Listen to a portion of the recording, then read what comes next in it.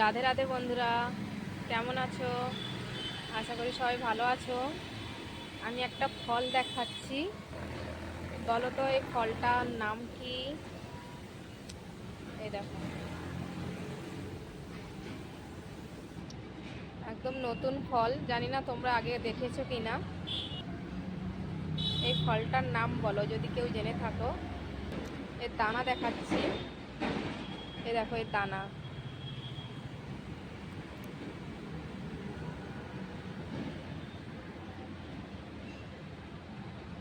এর স্বাদ খানিকটা কাঁচা আপেলের মতো, টক টক মিষ্টি মিষ্টি।